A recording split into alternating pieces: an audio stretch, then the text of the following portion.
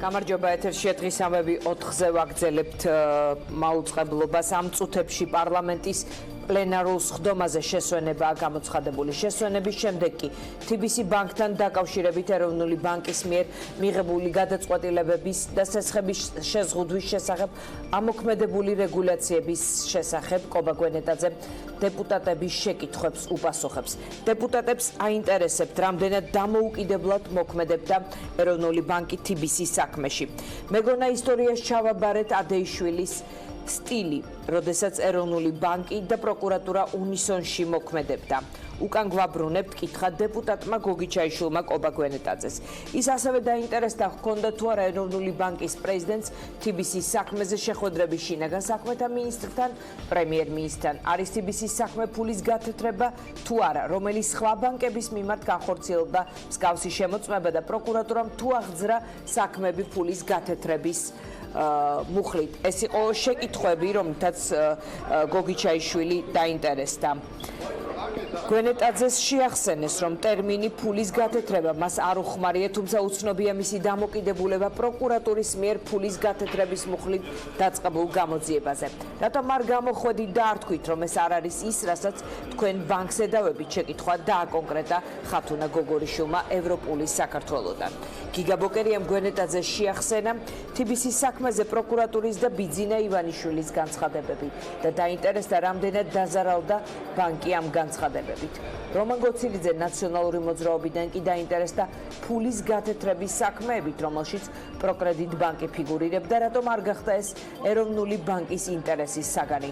თქვენ უკვე მსხვერპლი არ იყავით, ჯალათი იყავით, დღეს რომ გიყურებდი ტრიბუნაზე, ასე შეაფასა გვენეტაძის გამოსვლა სურაბ ჭიაბერაშვილმა.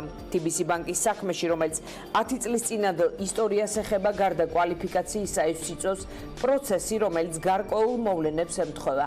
რამდენად არის სამართლიანი და პროპორციული ეროვნული ბანკის ქმედება და რამდენად არის ის დამოუკიდებელი პოლიტიკური კონტექსტისგან, ეს უკვე ეკა ბესელიას აინტერესებს. მოდით მოვისმინოთ შეკითხვები, რომელიც ეროვნული ბანკის პრეზიდენტის მისამართით დაისვა.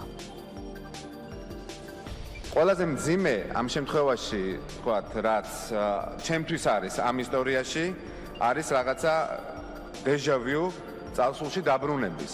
მე მეგონა, რომ ჩვენ ისტორიაში ჩავაბარეთ ადეიშვილის სტილი, როდესაც ეროვნული ბანკი და პროკურატურა უნისონში მუშაობდა.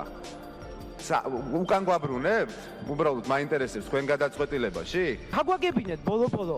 ეს ფულის გამთეთრებელი ზიარლიყი რომ მიაწებეთ ამ კაცს, რომ თქვენ ცალკე ხართ? ანუ მაშინ გითხარით, რომ პროკურატურამ ტყუილა მიაწება, ტყუილი იყო ეს, არასწორი იყო ეს და თქვენ ამას არ ეთანხმებით. ამასაც ვერ გვეუბნებით აქ. ყველაფერი ეს გააკეთეთ და ეხა იძახით, არ ვიცი, ვერ ვიტყვიო ამასო და თქვენ ეხა მაინც დაიკავეთ კაფე ოპოზიცია და ეხა მაინც გამოძვერით ამ ოპერაციიდან, კრიმინალურიდან. პროკურატურამ რო ბრიფინგები აწყო და გაარჩევა ინფორმაცია გათეთრებაზე, სრულ ინფორმაცია ჩემი აზრით. ეგ იყო თუ არა საზიანო და თქვენ როგორც საბანკო სექტორის პასუხობელ პირი ამას გმობთ თუ არა? პროკურატურის საქციელს, რომ გამოძიება დამთავრებული არ იყო და ისე მიაწეპა იარლიყი და მე იზრუნა საჯაროობაზე უზარმაზარზე. მე მაშინ ჩემ გამოსვლაში ვთქვი, რომ მთელი ამ ორკესტრირებული პოლიტიკური შეტევისა TBC ბანკზე აქ ეროვნული ბანკის პრეზიდენტის მსხვერპლი არის მეთქი. ვხედავდი რა თქვენს აკანკალებულ ხელებს და გაწითლებულ სახეს, მაგრამ დღეს რო გიყურებდით ტრიბუნაზე, თქვენ უკვე მსხვერპლი აღარ იყავით, ჯალათი იყავით ჩვეულებრივ, რომელიც ფაქტებს შეგნებულად მცდარად წარმოაჩენდით. მე მაინტერესებს, რომ შეფასება გაუკეთოთ იმას, რაც მოხდა არჩევნების წინ, როდესაც ფაქტიურად სახელმწიფო რეკეტით საბანკო სექტორი აიძულეს, რომ ჩამოეწერათ, ასე ვთქვათ, იაფად გაეყიდათ საკუთარი ვალები. რა იყო ეს? 10 წლის წინ ფულის გათეთრებას რომ ეძებს პროკურატურა, ფინანსური მონიტორინგის სამსახური და თქვენ შეუწყეთ ხელი ფაქტობრივად რეპრესიებს ამ ბანკის მიმართ. თქვენ დროს ხომ ხდებოდა პროგრეს ბანკის ლიკვიდაცია. ასევე ბანკი რაზვიტია, რუსული ბანკი, რომელმაც 12 მილიონი ლარი გაათეთრა სწორედ პანამაში ამ პროგრეს ბანკის მეშვეობით. რატომ არ იძიებთ თუნდაც ამ განცხადების მერე, რატომ არ იკვლევთ ფულის გათეთრების ფაქტებს საბანკო სისტემაში, რაზეც ამერიკის შეერთებული შტატების სახელმწიფო დეპარტამენტის მოხსენებაშიც იყო ხაზგასმული. მაინტერესებს დღეს რას თქვენ თქვით, იმისგან განსხვავებული, ან რა კითხვები მოისმინეთ, ან რა თქვით ინფორმაცია მათ შორის TBC ბანკზე საკმაოდ დეტალურად მოგვახსენეთ თქვენი მოსაზრება, რა იყო ის განსხვავება, რის გამოც თქვენ მაშინ მოითხოვეთ ფაქტიურად ესე გამოვიდა ყოველ შემთხვევაში თქვენი ნათქვამის მერე კომიტეტის თავმჯდომარემ მიიღო ეს გადაწყვეტილება, დღეს რა იყო განსხვავებული. ჩვენ ვიწყებთ საუბარს ჩვენ სტუმრებთან. ლევან გოგიჩაიშვილია ჩვენი პირველი სტუმარი. ლევან, მოგესალმები. თქვენ ეროვნულ ბანკის პრეზიდენტს ჯერ არ დაუწყია პასუხის გაცემა კითხვებისთვის, მაგრამ თქვენს კითხვაში გარკვეული განწყობა არის. თქვენ ფიქრობთ, რომ ეროვნული ბანკი პროკურატურის რაღაც მოკავშირე იყო TBC-ის საქმეში? მე ვფიქრობ, რომ ეს იყო კოორდინირებული მოქმედება. ეს ჩემი პირადი აზრია და მე ეს ვარაუდის დონეზე ასე მიმაჩნია, რომ შესაძლოა ეს იყო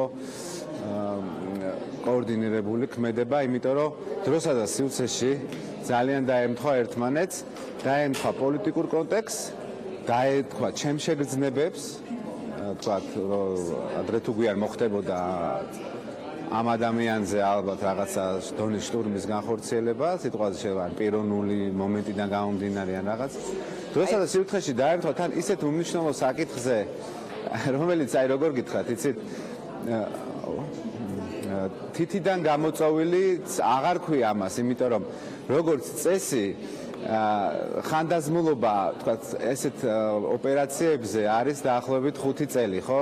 მე რამდენადაც ვიცი, ზუსტად, შეიძლება მეშლებოდეს, თქვათ, 1-2 წელი, მაგრამ 5 წელი არის ზოგადად აი ესეთ ტიპის საქმეებზე ხანდაზმულობა, ეს საბანკო ლეგალურ სისტემაში ესეა მიღებული. ეხა წარმოიდგინეთ, საკითხი აღიძრა ისეთი მუხლით, რომელიც ხანდაზმულობის თვალსაზრისით უფრო დიდ დროს ითვალისწინებს, ხო? ეხა ფულის გათეთრების ხანდაზმულობის ვადა არის 15 წელზე მეტი, თუ არ ვცდები. ანუ ეს განსაკუთრებით მძიმე დანაშაულია. შესაბამისად, კოორდინირებული იყო ეს თანხმედრა, რამაც მე ეს შეგრძნებები გამიჩინა და ეს შეგრძნებები არის ყველაზე მძიმე შეგრძნება, რაც შეიძლება აი თქვათ ჩემი თქვათ აი მე დამართნოდა ხო ლევან თქვენ თქვით რომ თქვენ გქონდათ ასევე შეგრძნება რომ ადრე თუ გვიან ამ ადამიანის წინააღმდეგ იგულისხმეთ ხაზარაძე ლოგიკით რასაც ვუსმენდი ადრე თუ გვიან დაიწყებოდა ეს განხორციელდებოდა ეს შტურმი აი რა გიჩენდათ იმის თქვათ იმ შეგრძნებას რომ ხაზარაძე იქნებოდა სამიზნე რაღაც ტიპის თქვათ პროკურატურის მხრიდან ან სხვა უწყებების მხრიდან შტურმის სამიზნე გახდებოდა ხაზარაძე აი საიდან შეგექმნათ ეს შეგრძნება ну და ამიტოვეთ ახლა ეს ჩემი ამბებია და მე ესე ვფიქრობდი ამ ანალიზს ვაკეთებდი მე და ეს თუ კარგად ხარ ჩახედული სიღრმეებში ქართული პოლიტიკის არ არის ეს რთული გამოსაცნობი განსაკუთრებით უმრავლესობის წევრებისთვის ან თქვათ იმ ადამიანებისთვის მეტნაკლებად დაკავშირებული არიან პროცესთან პრემიერის გადადგომასთან და ასე შემდეგ და ასე შემდეგ. ლევან, არა, ვერ მოგცემ საშუალებას, უფრო მეტი გვაინტერესებს ამ თემაზე, მართლაც ძალიან საინტერესოა. კვირიკაშვილის წასვლას უკავშირდება გულაცრუება ხაზარაძით, ან მისი მიზანში ამოღება, ძალიან საინტერესო მინიშნებას აკეთებს. შესაძლოა რაღაცები ერთმანეთთან კავშირში იყოს, რა თქმა უნდა, ეს პროცესები შესაძლოა კავშირში იყოს. ერთმანეთთან, მაგრამ მოდით ახლა რეალობაზე მოცემულობაზე ვისაუბროთ. ხო, მოცემულობა არის კატასტროფული.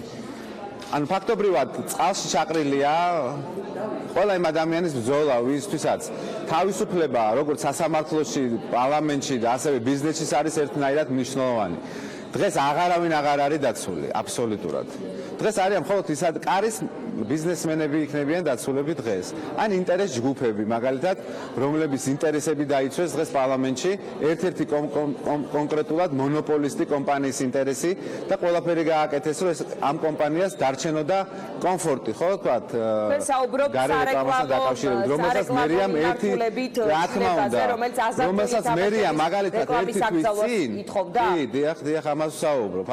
ეს თქვენი ინიციატივა იყო, ხო? და რომელსაც ერთი თვის წინ, კი, არა მარტო ჩემი და 8+8 უმრავლესობის წევრის, ანუ ეს დაიწერა უმრავლესობაში, როცა მე უმრავლესობაში ვიყავ.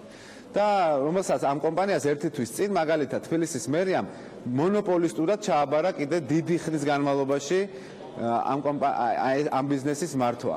დღეს საქართველოში უკვე ისე მიდის ტენდენცია, რომ ჩვენ გადმოვიბარეთ ამ შემთხვევაში ჩვენ გულისხმობ სახელმწიფოს სტილს, ხო?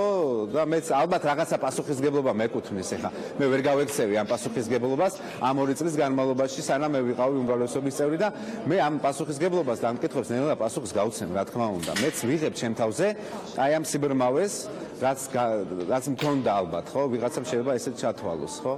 მივიღებ ამ პასუხისგებლობას და არ ვაპირებ ამ პასუხისგებლობისგან გაქცევას, როდესაც აი ახლა დავინახე ეს პრობლემები, მაგრამ რეალურად ჩემთვის ეს იყო აი ეს მოხდა, როდესაც მოსამართლეების შემოძვრენა გადაწყვიტეს. დღევანდელი სისტემა არის ფაქტობრივად უბრალოდ ნაკლები აგრესიულია და ნაკლები ძალადობრივია, თორე დანარჩენი მართვის სტილი, შინაარსი მოწონება აი რაღაცა ადეიშვილის სტილის გაფეტიშება და სინანული რომ რატო არ არის ეს ადამიანი ჩვენ გუნდში და რა კარგი იქნებოდა ესეთები რომ ყოლოდა და ის მემკვიდრეობა რაც შენჩალადეს სახით გადმოიბარა უკვე ხო ქართულმა ოცნებამ და დღეს კითხვის ნიშნის ქვეშ აღარ დგას ის საკითხი რომ მაღალი პოლიტიკური ისტაბლიშმენტის მხრიდან სასამართლოს კონტროლი მიმდინარეობს და არა ყოველდღიურ საქმეებზე, მაგრამ როცა დაჭირდებათ, რა თქმა უნდა, ეს ადამიანები ყველაფერს შეასრულებენ.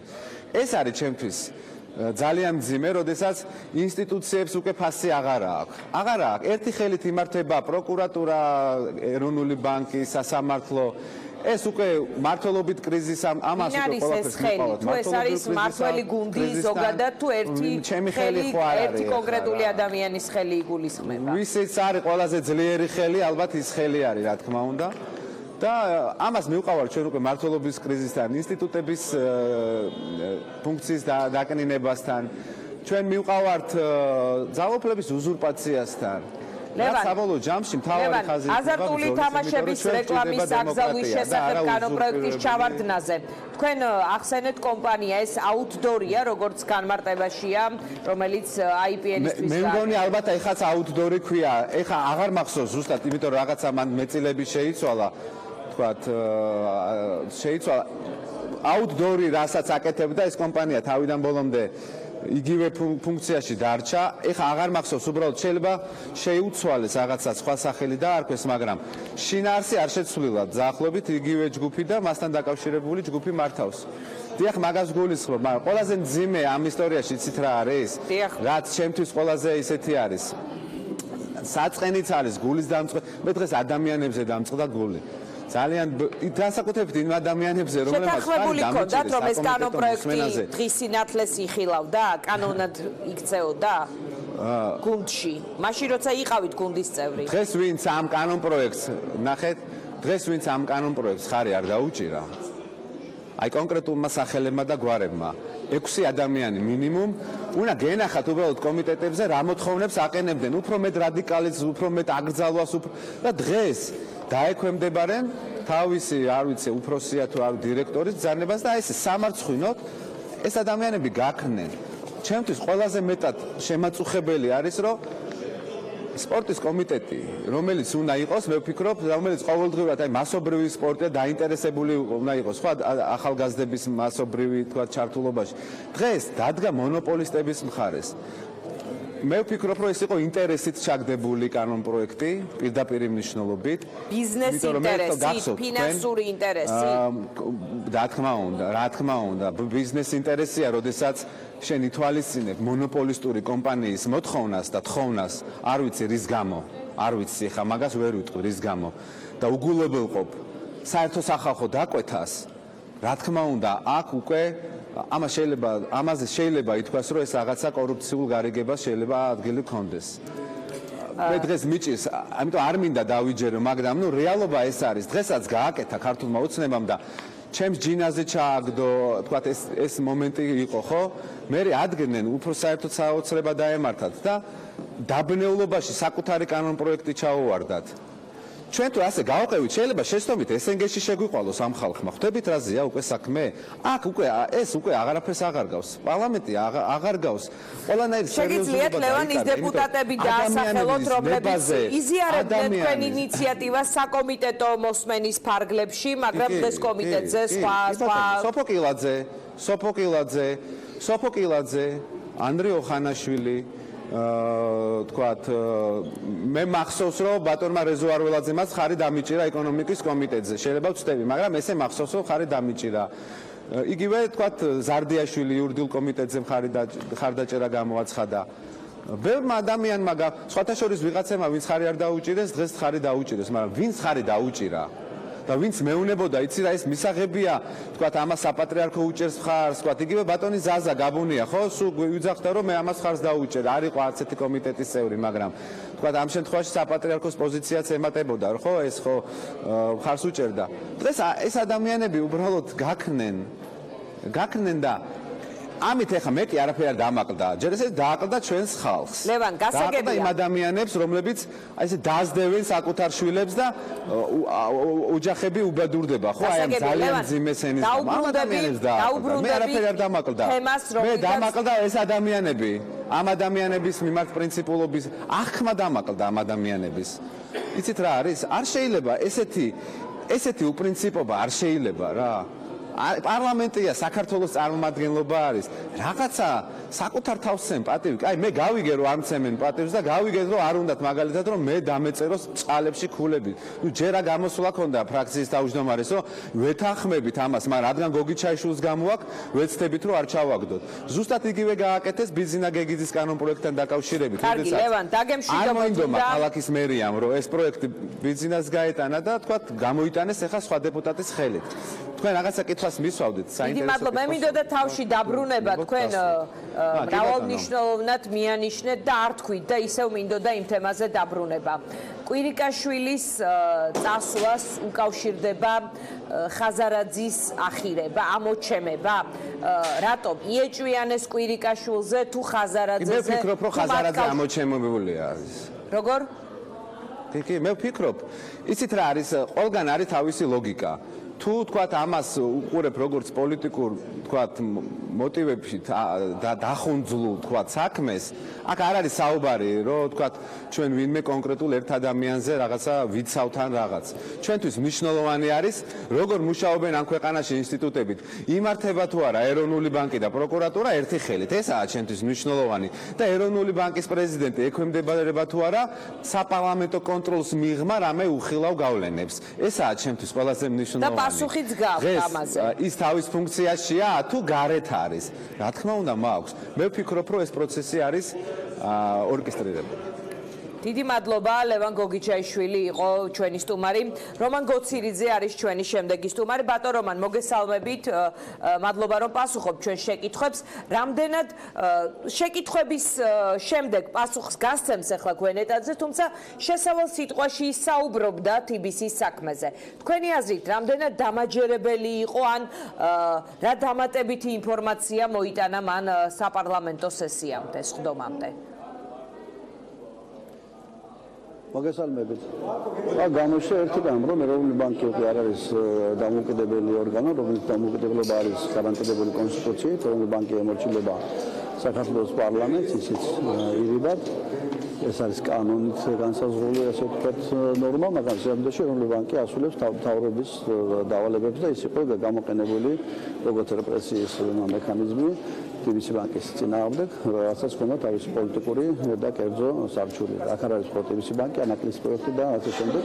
ისევე როგორც ფინანსური მონიტორინგის სამსახური, რომელიც რომელი ბანკიდან არის გამოყოფილი, ამ ხელისუფლების დროს მოხდა მისი გამოყოფა და მივხვდით თუ რატომ უნდა ყოფილიყო იგი ცალკე მორჩილებაზე და პრემიერ-მინისტრ და ის გადაიყვანეს არაპოლიტიკური ორგანო და პოლიტიკური დაქვემდებარებაში და მან შეასრულა ასევე შავი სამუშაო, ასევე ჩართულია ეს პროკურატურა და ამ პროცესებს კურირებს შინაგან საქმეთა სამინისტრო. დღეს ბანკი შეეცადა თავი ემართლებინა, ის ლაპარაკობდა მხოლოდ ერთადერთ საკითხზე, საბანკო ზედამხედველობის კუთხით 10 წლის წინამდე განხორციელებულ ტრანზაქციის, ასე ვთქვათ, მიმართ გამოყენებულ სანქციაზე. სანქციის გამოყენება შეიძლება შესაძლებელი იყო, მეც გამოვიყენებდი რომ ყოფილიყავი ევრობანკის პრეზიდენტი, ვინაიდან ზედამხედველობის კუთხით დარღვევა ხდება, ისე როგორც ყველა შემოწმებისას ხდება, ზოგში ნაკლები, ზოგში მეტი, მაგრამ ამ რამდენი წლის განმავლობაში მე-7 წელიწადი რაც ქართული სოცნების ხელისუფლება არსებობს და კომერციული ბანკები შემოწმდა სხვადასხვა ფორმით 402 ჯერ ამ თითქმის 7 წლის განმავლობაში. ამ 402 შემოწმებიდან არ ყოფილა არც ერთი შემთხვევა, რომ გადაეტანებინოთ სამთავრობო საბჭოს წევრი, ან გენერალური დირექტორი, ან დაეჯარიმებინოთ 1 მილიონი ლარით, ან საქმე გადაცემული იყო ფულის გათეთრების კუთხით პროკურატურას 4. ანუ ამ 7 წელიწადში გამოდის, რომ ამ 7 წელიწადში ყველაზე სერიოზული საქმე, სწორედ ეს საქმეა მათთვის. ანუ ამის მიღმა ვერაფერი სხვა ვერ აღმოაჩინეს. რა თქმა უნდა, და ეს იმას ნიშნავს, რომ როდესაც მხოლოდ ამ შემთხვევაში იჩენს, ასე ვთქვათ, ბრჭყალებში პრინციპულობას რომელი ბანკი თანაც 10 წლის საქმესთან დაკავშირებით, რომელიც თურმე 10 წლის მერე 2018 წლის რომელიღაც რიცხვში აღმოაჩინა ფინანსური მონიტორინგის სამსახურმა სად იყო ნახამდე, ეს იმას ნიშნავს, რომ ეს არის პირდაპირ პოლიტიკური დევნა. ანუ თქვენ ფიქრობთ, მეც დავაჯარიმებდიო. ანუ თქვენ ფიქრობთ, რომ ეს არის ტრანზაქცია, რომელიც ბანკისა და მის რეგულატორს შორის უნდა დარჩენილიყო ურთიერთობების გარკვევის თვალსაზრისით და არავითარ შემთხვევაში პროკურატურის განსახილველი, პროკურატურის მოკვლევის დასაწყები? ეროვნული ბანკი რამდენჯერ დაუსვა შეკითხვა, არც ამბობს, რომ ეს არის ფულის გათეთრება, მას არ მიმართავს პროკურატურისათვის. ის ამბობს, რომ ეს არის სხვა უწყებების, ასე ვთქვათ, ინტერესის საგანი, მაშინ ამ 402 შემოწმებიდან სხვა უწყებებმა რატო არ გამოიკვლიეს ეს პროკურატურა, რატო არ გამოიკვლია, მაგალითად, იგივე პროგრეს ბანკის საკითხი, როდესაც პროგრეს ბანკის, ასე ვთქვათ, 78%-იანი დამფუძნებელი იყო პანამის ოფშორული კომპანია, რომელიც აცეტრებდა ფულს პროგრეს ბანკის მეშვეობით და შემდეგ ამ ოფშორული კომპანიის სათავო ოფისი, რაღაც გავრილოვი იყო მოპატრონე, მოსკოვში გაუქმდა და ეძებენ ახლა ამ კაცს. ისევე როგორც პროგრეს ბანკში ლიკვიდაციის პროცესში რატო არ გამოიძიეს ფულის გათეთრების საქმე, როდესაც 12 მილიონი გადმოირიცხა ჩრდილოეთ კავკასიური რუსული ბანკიდან, ეს ბანკის დაიხურა როგორც ფულის გათეთრების გამაში მონაწილე და პროგრეს ბანკი გამოყენებული იყო ფულის გათეთრების ინსტრუმენტად და ამერიკის შეერთებული შტატების სახელმწიფო დეპარტამენტის ანგარიშიც მოხდა ზოგადად საქართველოში ფულის გათეთრების ფაქტები და ნურავინი ფიქრობს, რომ TBC ბანკი ანუ რა ტიპის განმარტებაც არ გააკეთა გვენეტაძემ, ან არ უნდა გააკეთოს ეს საქმე აი ამ პოლიტიკურ კონტექსტ შერჩევითი რაღაც მარცაჯულების ნიშნებს ან ამოჩემების ვთქვათ ნიშანს ვერ აცდება. სწორად გავიგე თქვენი განმარტება. ანუ ის აიტრიალებს ამ კონტექსტში. რა თქმა უნდა. რა თქმა უნდა, იმიტომ რომ აქ მოკლედ ჩვენ ხედავთ როგორ ჩაერთო პროკურატურა, როგორ მიცა ამ ფაქტს კვალიფიკაცია როგორც ფულის გათეთრების, თანაც ფულის გათეთრების უამრავი ფორმა შეიძლება იყოს, შეიძლება რაღაც ინდივიდუალური, მაგრამ ეს არის კვალიფიცირებული როგორც ჯგუფური ფულის გათეთრება, რომლის ხანდაზმულობის ვადა არის 30 წელიწადი.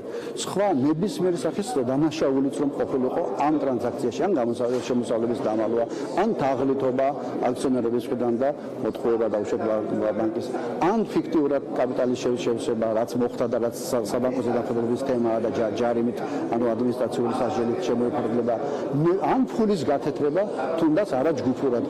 ეს არის 6 წლიანი ხანდაზმულობის ვადის მქონე ეკონომიკური სახის დანაშაული და ამ საქმეზე 10 წლის წინანდელ საქმეზე დღეს ფაქტობრივად პროცესი ვერ დაიწყებოდა.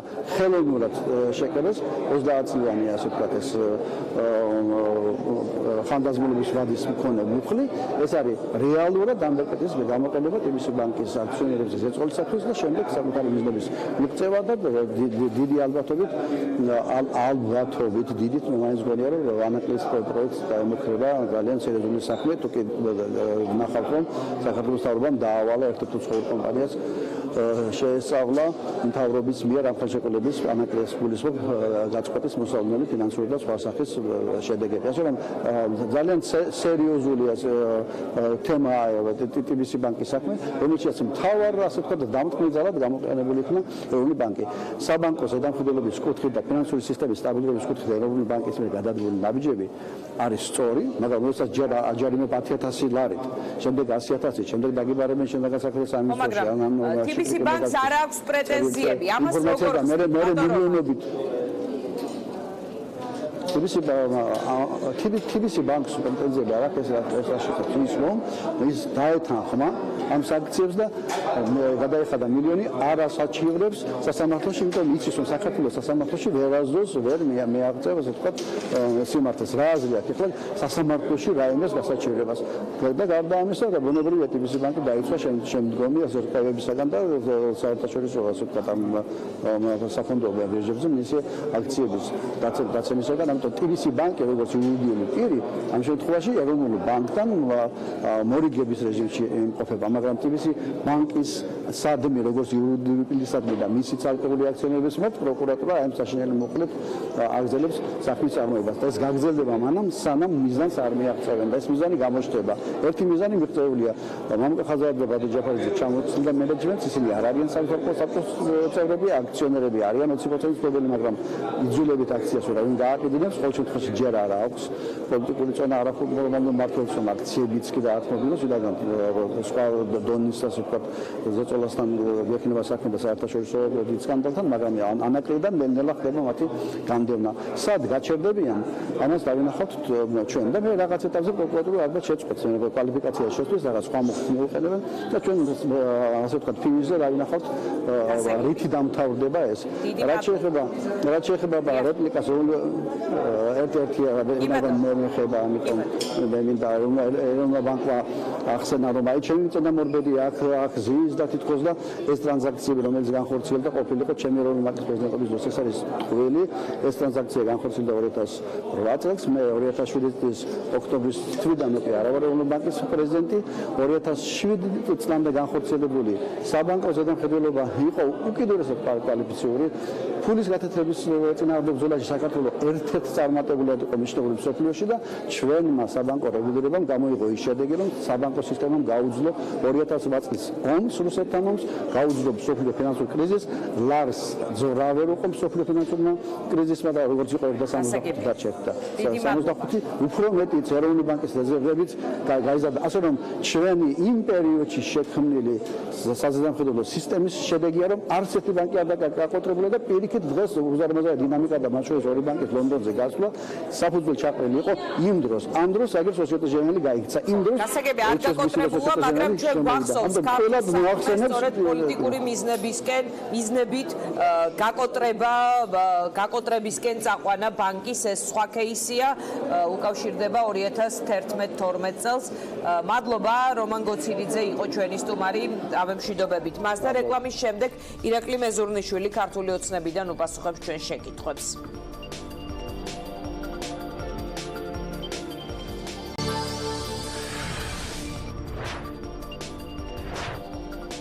ჩვენ დავბრუნდით პირდაპირ ეთერში ჩვენი სტუმარია ირაკლი მეზურნიშვილი ქართული ოცნებიდან, მე მას მივესალმები. ბანო ირაკლი, თქვენი კოლეგები, დეპუტატები, არა მხოლოდ თქვენი პარტია, უბრალოდ არა თქვენი პარტიიდან ამბობენ, რომ მთელი ეს პროცესი, რაც TBC-ის გარშემო განვითარდა, ტოვებს ორკესტრირებული სწორედ შეტევის შთაბეჭდილებას, რომ იკვეთება უნისონი ეროვნულ ბანკსა და პროკურატურას შორის. ასევე ლევან გოგიჩაიშვილმა, რომელმაც სულ ცოტა ხნის წინ დატოვა თქვენი რიგები, თქვა, რომ ჩანს, რომ კობა გვენეტაძე უხილავ გავლენას ექვემდებარება სხვა ადამიანის მხრიდან, რომლის უხილავი ხელი მართავს დღეს ყველაფერს, ასეთი იყოს ციტატა მისი განცხადების. თქვენ რა შეგიძლიათ თქვათ, მიეხმაროთ ეროვნული ბანკის პრეზიდენტს იმის ახსნაში, რომ ის რაც TBC-ის გარშემო ხდება, არ არის ხელისუფლების, ასე ვთქვათ, ახირება, ან ხელისუფლების მიერ ხაზარაძის ამოჩემება. მოგესალმები დიანა, მივესალმები ჩვენს ტელემაყურებელს. ხათო შორის ძალიან ცუდად დაემთხვა ჩვენი პირდაპირ ეთერი, რადგან ეხლა კობა გვენიდაძე იწყებს იმ კითხვებზე. ძალიან მალე გაგიშვებთ, ბატონო. მრავლად იყო დასმული. მალე გაგიშვებთ და ჩვენ შევეცდებით, რომ ფრაგმენტი მისი გამოსვლის ვაჩვენოთ მაყურებელს. დიახ. სხვა შორის მეც დავუსვი კითხვა კობა გვენიდაძეს დღეს, ჩემი კითხვით დაიწყო დღევანდელი ასე ვთქვათ სხდომა და ჩემი კითხვა იყო მაგალითად თუ გაინტერესებთ რა დაუსვი კითხვა, რა შეკითხვა დაუსვი, ეს არის როგორ მოხდა რომ მამუკა ხაზარაძემ განაცხადა კომიტეტზე რომ 10000 ლარის ჯარით დაიწყო ეროვნულმა ბანკმა ასე ვთქვათ თავისი ურთიერთობა ამ ტრანზაქციასთან დაკავშირებით TBC-ს დააკისრა 10000 ლარი, ხოლო შემდეგ როგორც მამუკა ხაზარაძემ განაცხადა ვიღაცას ეცოტავა ეს თანხა და ეს თანხა გაიზარდა 1,100,000 ლარამდე. და მე დავუსვი კითხვა როგორ და რა ფორმით მოხდა, არის თუ არა ეს ჭეშმარიტება, რაც განაცხადა მამუკა ხაზარაძემ და რა იყო ამის მიზეზი. ძალიან ბევრი საინტერესო კითხვა დაისვა, მაგრამ ასევე ძალიან საინტერესო მოხსენება. ახლა მოგვიყევით როგორც კრიტიკული კითხვა, ანუ ამის თქმა გინდათ რომ გაქვთ თქვენს კითხვები ეროვნული ბანკის ერთ-ერთი დეტალი იყო, რაც ჩემთვის არის ამ ეტაპისთვის უცნობი და სადაც მე ამ ეტაპზე ვერ ვხედავ, ასე ვთქვათ, თუ როგორ მოხდა ეს პროცესი და როგორ განვითარდა. დღეს საკმაოდ ღია საუბარი იყო კობა გვენიდაძის მხრიდან, ძალიან ბევრი ფაქტი მოვისმინეთ, ფაქტებით საუბრობდა და თუ ნახავთ ჩვენ ასე ვთქვათ, გადავხედავთ ინფორმაციებს, პირდაპირ ეს ფაქტების გარშემო ტრიალებს ეს ყველაფერი და მოდით ამ ფაქტებით გავაგრძელოთ ჩვენ საუბარი. მაგალითად ძალიან საინტერესო იყო ერთ-ერთი ინფორმაცია, რაც მოგვაწოდა დღეს კობა გვენიდაძემ, ეს არის 2008 წლის TBC ბანკის კაპიტალიზაციის გაზრდასთან დაკავშირებით, რომ დადასტურებული ფაქტი და ეს შეგვიძლია თუ შევამოწმოთ, ეს მარტივად გადასამოწმებელია, იყო თუ არა გაზრდილი კაპიტალიზაცია 2008 წელს ბანკის, რაც არ მომხდარა თუმცა მამუკა ხაზარაძე და თქვენ ახლა საუბრობთ რაღაც ფინანსურ ნაწილზე ამ ამბის, რომელიც მაყურებელს ჩვენ მივცემთ კობა გვენიდაძის პასუხების მოსმენის საშუალებას. მე სხვა რამ მკითხეთ. დიანა, რა შეასაქმეა? ძალიან მნიშვნელოვანია გვენიდაძე, ან თქვენ როგორ ეხმარებით მას იმის დამტკიცებაში, რომ ეს არ იყო ორკესტრირებული შეტევა, რომ ვიღაცა კაცმა, რომელიც გავლენას ახდენს დღეს ხელისუფლების მუშაობაზე, არ მოიჩემა ხაზარაძე კვირიკაშვილთან კონტექსტში ასეთი რამც მიანიშნა გოგიჩაიშვილმა და რომ ეს არ არის ზოგადად პოლიტიკური საქმე. აი, ამის დამტკიცებას რამდენად შეძლებს ის და თქვენი, ასე ვთქვათ, არგუმენტების შეშველიება მას რამდენად დასჭირდება და რა შეაშველებთ? პირველ რიგში დიანა, ნამდვილად არ ჭირდება კობა გვენიდაძეს ჩვენი მხრიდან დახმარება, რაიმე ტიპის დახმარება იმაში, რომ დაამტკიცოს, რომ ეს არ იყო ორკესტრირებული შეტევა კონკრეტულ პიროვნებებზე, რადგან ის ფაქტები, რაც დღეს მან მოიყვანა, ეს არის ჯაჭვური ლოგიკა შეგვიძლია შევკრათ, საიდან დაიწყო, რატომ დაიწყო. ძალიან ნათლად ისაუბრა კობა გვენიდაძემ დღეს იმ ხანდაზმულობაზე, იმ ვადებზე, 11 წელზე და ასე შემდეგ, რაზეც ბოლო ერთი თვის განმავლობაში ძალიან აქტიურად მიმდინარეობდა საუბრები, გულისხმობთ, რატომ დაიწყო ეს 11 წლის შემდეგ, რატო გაჩნდა კითხვები, რა პროცესია და ასე შემდეგ. აქედან გამომდინარე, კობა გვენიდაძეს ნამდვილად არ ჭირდება დეპუტატების დახმარება ამაში, რადგან ჩვენ ნათლად დავინახეთ, რომ ეს პროცესი ზოგადად ინტერესთა კონფლიქტთან დაკავშირებით და ზოგადად კონკრეტულად თვითონ სამართალყორო საბჭოში ყოფნა და მამუკა ხაზარაძე ჯაფარიძის დაიწყო ჯერ კიდევ თებერვალში 2018 წლის მან განაცხადა, რომ საერთოდ არ ყოფილა არანაირ ტრანზაქციაზე საუბარი. აქედან გამომდინარე, ეს ინტერესთა კონფლიქტი ჯერ კიდევ იკვეთებოდა 2018 წლის დასაწყისში. შემდეგ ის პროცესი, რაც განვითარდა აგვისტოში, როდესაც დაიწყო კონკრეტულ ტრანზაქციაზე კითხვების გაჩნდა, ასევე კობა გვენიდაძემ განაცხადა, რის საფუძველზე დაიწყო ამის გამოძიება და ასე ვთქვათ, ამ ტრანზაქციასთან დაკავშირებით კითხვების დასმა ეროვნულმა ბანკმა. თვითონ თვითონ ეროვნულ ბანკს საერთოდ არ ჭირდება ამ შემთხვევაში არანაირი გამართება, იმიტომ რომ თავიდან ბოლომდე ეს ყველაფერი ლოგიკაში ჯდება და ეს ჩვენმა საზოგადოებამ დღეს დაინახა. ბანკს და რატომ ამ ძველი ტრანზაქციით რამდენიმე კითხვა, მოკლედ თქვენ ამბობთ, თქვენ ამტკიცებთ, რომ არანაირი ინტერესი არც ივანიშვილს, არც ხელისუფლებას ხაზარაძის მიმართ არ აქვს და ეს არის სუფთა სამართლებრივი პროცესი. მე მინდა ამ კითხვაზე პასუხის შემდეგ დაგემშვიდობოთ, იმიტომ რომ თქვენც და მაყურებელსაც გვენეტაძის პასუხის მოსმენის საშუალება რომ მივცეთ. დიახ. მე დიანა ძალიან კარგად მახსოვს ის ვერსიები, რომელიც გაჟღერდა რამოდენიმე ხნის წინ, სულ ახლახანს, რომ თურმე ივანიშვილს უნდოდა ბანკის წართმევა, რაც რა თქმა უნდა დაიმსხვრა, რადგან დღეს TBC ბანკს სტაბილური სიტუაცია აქვს და არანაირი საფრთხე არ ემუქრება მას შემდეგ, რაც ეროვნულმა ბანკმა და TBC ბანკმა ერთობლივი განცხადება გააკეთეს და TBC ბანკი დაეთანხმა იმ ჯარიმას, გადაიხადა და ფაქტიურად ამით ისტორია დასრულდა ბანკთან მიმართებაში. შემდეგ აღარ მინდა გავიხსენე ანაკლიის თემის წართმევა და ამდენი ვერსიები გაჩნდა.